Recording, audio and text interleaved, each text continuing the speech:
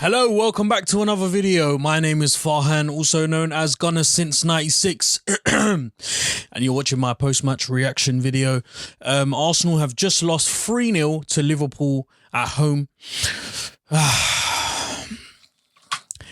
Can we have another international break, please? Because that was shambolic. That was shocking, and I'm lost for words. If I'm being honest with you, I'm quite lost for words. I don't really know how to describe what I witnessed. 90 minutes of absolutely total BS, shockingly embarrassing, really amateur stuff. I don't know who to blame. I don't know how to analyze the performance. We made Liverpool look like they were at the top of the league. We made them look so good. And I'll tell you this now, they are not so good. They are not the strongest that they have been. And this Liverpool team were there for the taking. That back four are fragile. They have mistakes in them. And we did not do anything to exploit that. And I can't understand why. I don't for the life of me understand why we approached the game the way we did. Let's talk about the starting 11. For me, the starting 11 was okay. It was the strongest it could have possibly been, considering the fact that we had no David Luiz, no Xhaka, no Smith-Rowe and no Saka. So I was pretty happy. I was fairly happy. I think in hindsight, I would have probably played El Neni ahead of Ceballos because Ceballos was absolutely dreadful. Holding for me as well was a little bit, at times, looked uncomfortable. Chambers did a fairly decent job at stopping, what's his face, Mane.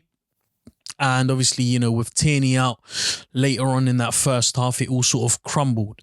Let's talk about how Arsenal decided to start that game off. I think they started really well. I think the first 20-25 minutes, we managed the game pretty well. Arteta's game plan looked to have been sit off, allow Liverpool to have the ball, not too much, but play with confidence and play with a little bit of intensity off the ball. When you don't have the ball, apply pressure to try and win the ball. Plenty of movement when you don't have the ball as well. And it looked good. You know, it did look good because it seemed as if we were going to lure Liverpool into a trap and then pounce on them as soon as we got the ball. Because, you know, on the counter-attack, we did look pretty good in that first 20-25 minutes, with Partey linking up really well with Saka. I think Aubameyang as well looked really good on and off the ball on that left-hand side, tracking back, supporting his teammates, playing with the team and not just isolating himself. Lacazette doing what Lacazette does best. But there were obvious weak links. Ceballos was one of them, the biggest. He looked a man with so little confidence. He just didn't want to be there. I don't know whether it's the pressure that he's under, having to perform in every game that he's given, because he's not given that much game time at Arsenal. He knows that he's going to go back to Real Madrid. He's probably going to have to look for a new club soon. And so I don't know whether it's that pressure that is getting the better of him. But I honestly think Dani Ceballos is a decent footballer. I think on his day, he's unplayable.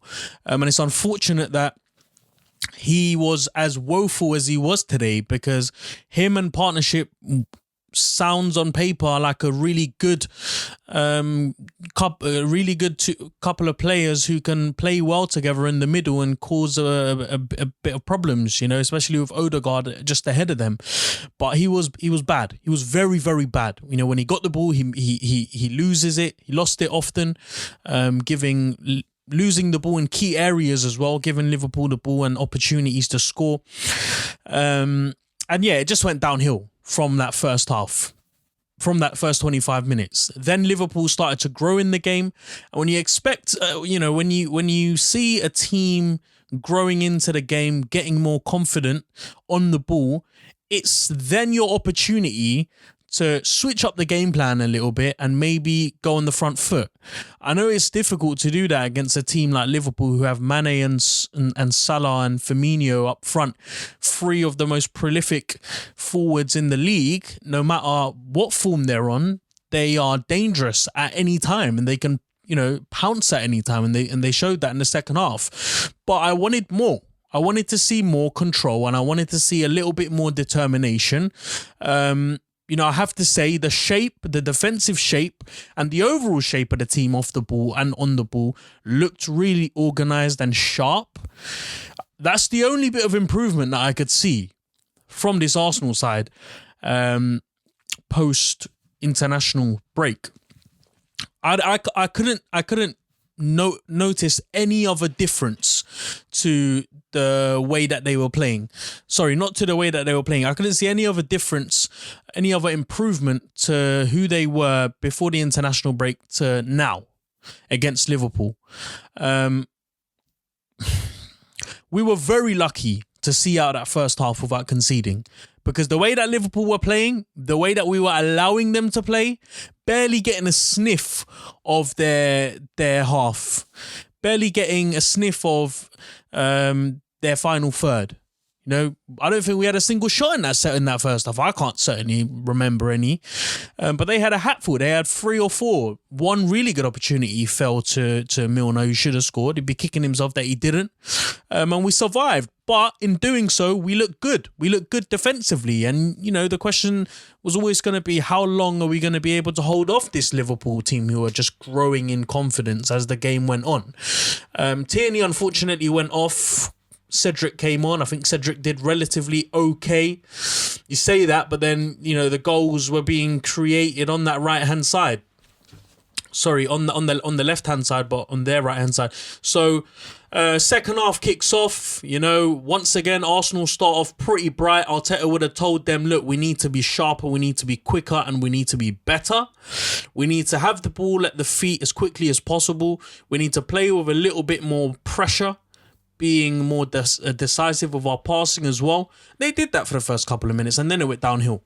And it went downhill because Liverpool persisted in playing that high line that they were playing constantly throughout that game, and Arsenal just didn't know how to deal with it. Because what do? Do you commit yourself? By committing yourself to a team who's playing a high line, you're giving players like Salah and Mane the opportunity to run in behind, because they've got so much quality in midfield, with players who can just ping the ball over the top or around your back four. It's difficult to judge. But I expect, and maybe I'm saying maybe it's a little bit harsh for me to say I expect, because they did do it. Players like Lacazette, Aubameyang, Pepe, Odegaard, Partey to some extent to press a little bit. And they did, but you need a whole group, you need a whole unit to press in order for it to be a successful press and to successfully put a team under pressure and try and win the ball back. Ultimately, we couldn't do that because we were too reserved. We were too ultra defensive in our shape, too acceptance of the fact that we're going to sit back and we're just going to wait.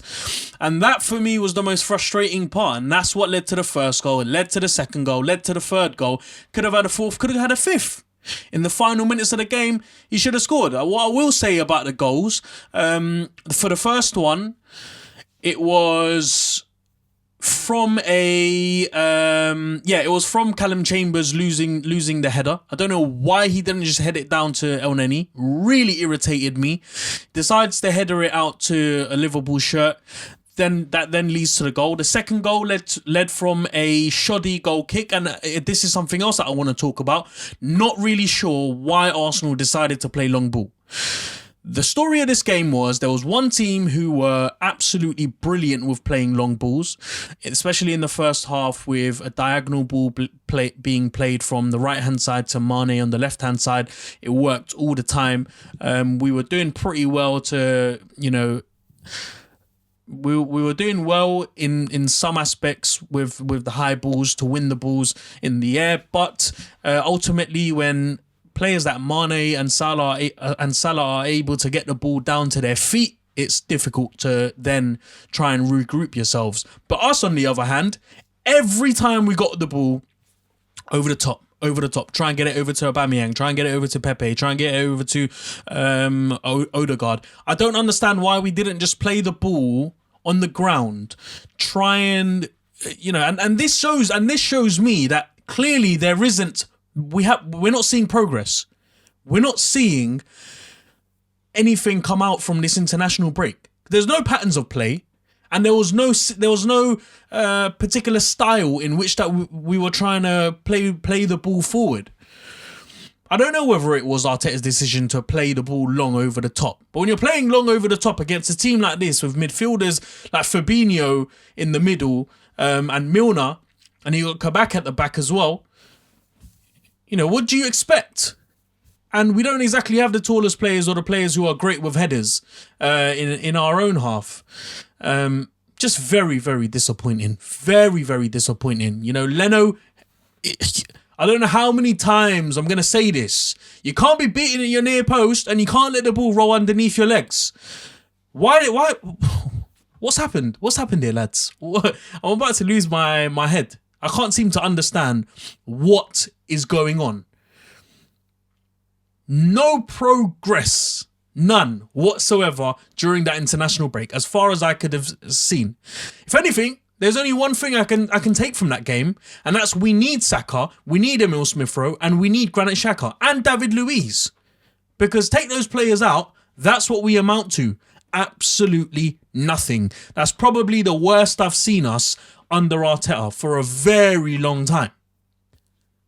And I can't seem to understand why. This was an opportunity to clear the slate. Start fresh. Start with some momentum. We now go to Slavia Prague, or I don't know where it is, whether it's at the Emirates or whether it's over there, with lots of question marks and lots of worrying decisions to make. Tierney's out. Don't know how long he's going to be out for. Don't know how long is Saka and Emil Smith-Rowe are going to be out for.